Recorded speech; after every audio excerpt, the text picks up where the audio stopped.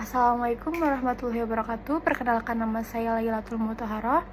Pada kesempatan ini saya akan mempresentasikan materi tentang identifikasi karakteristik guna lahan dan kegiatan di Kota Bandung.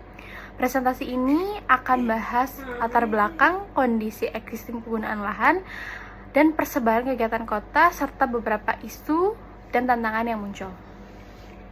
Untuk latar belakang, Kota Bandung mengalami perkembangan ruang yang cukup pesat yang berlangsung melalui dua proses utama, yaitu pertumbuhan dan transformasi. Pertumbuhan berkaitan dengan bertambahnya penduduk dan aktivitas, sedangkan transformasi menggambarkan perubahan fungsi secara terus-menerus. Untuk transformasi ruang ini biasanya terjadi melalui tahapan penetrasi, invasi, dominan, dan suksesi. Namun, pada perkembangannya, Kota Bandung mengalami berbagai permasalahan seperti kemacetan, permukiman padat, ketidakteraturan kawasan komersial, dan berkurangnya ruang terbuka hijau. Oleh karena itu, identifikasi guna lahan dan kegiatan menjadi penting untuk memahami kondisi aktual pemanfaatan ruang serta kesesuaian dengan RT RW Kota Bandung. Lalu di sini ada konsep guna lahan dan kegiatan. Guna lahan adalah fungsi dominan suatu kawasan seperti permukiman, komersial, industri, fasilitas umum,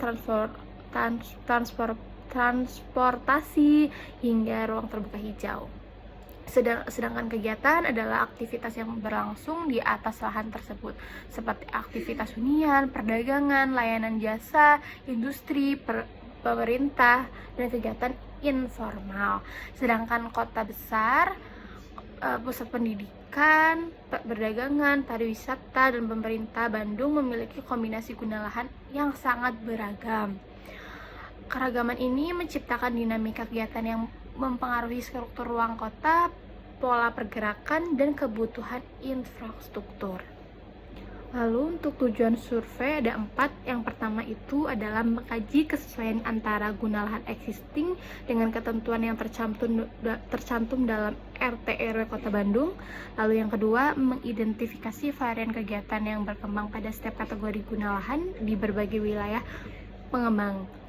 Yang ketiga, memahami karakteristik dan kecenderungan perubahan pemanfaatan ruang sebagai dasar evaluasi dan perencanaan wilayah berikutnya. Lalu yang terakhir, memberikan gambaran pola perkembangan aktivitas masyarakat yang berpengaruh terhadap struktur ruang, lalu pusat kegiatan dan kepadatan. Lalu untuk tujuan survei ada 4. Yang pertama itu adalah mengkaji kesesuaian antara guna lahan existing dengan ketentuan yang tercantum dalam RT RW Kota Bandung. Lalu yang kedua, mengidentifikasi varian. Lalu transformasi ruang membawa dampak yang cukup signifikan, yaitu yang pertama, dampak sosial berupa meningkatnya kepadatan hunian, munculnya kawasan permukiman informal, dan meningkatnya kebutuhan pelayanan publik.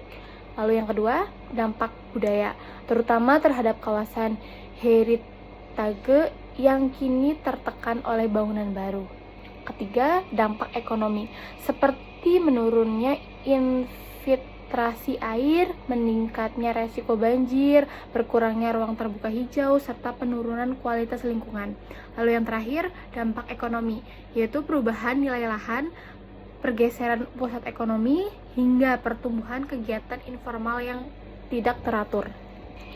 Lalu untuk pola pemanfaatan lahan di Bandung dipengaruhi oleh beberapa faktor. Yang pertama, accessibility, terutama kedekatan dengan pusat kota, koridor utama, dan transportasi publik.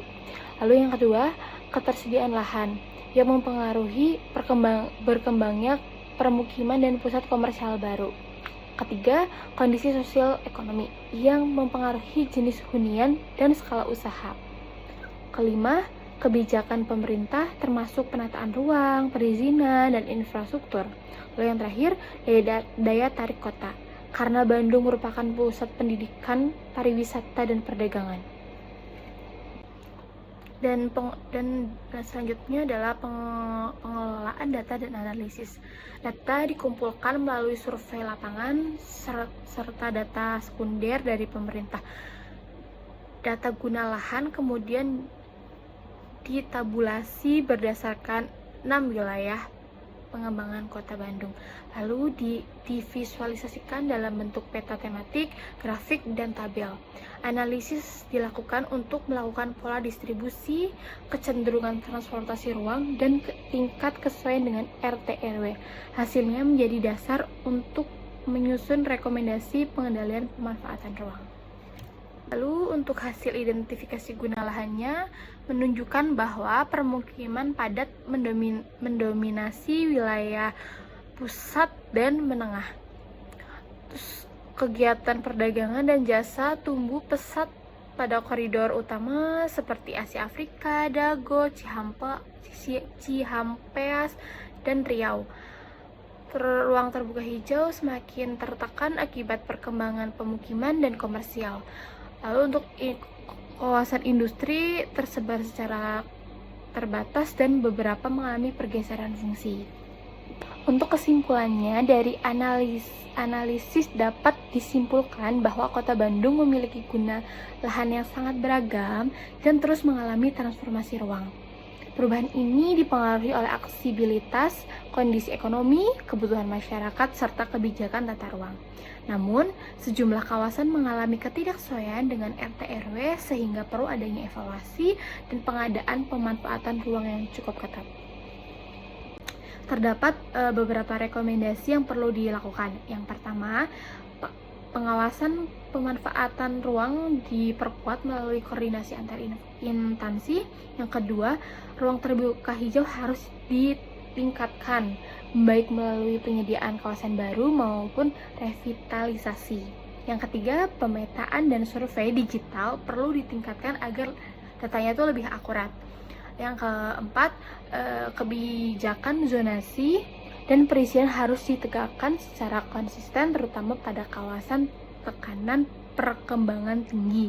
Lalu yang terakhir, penguatan transportasi publik dan infrastruktur dasar penting untuk mengurangi beban pusat kota. Demikian presentasi yang dapat saya sampaikan, kurang lebihnya mohon maaf. Wassalamualaikum warahmatullahi wabarakatuh.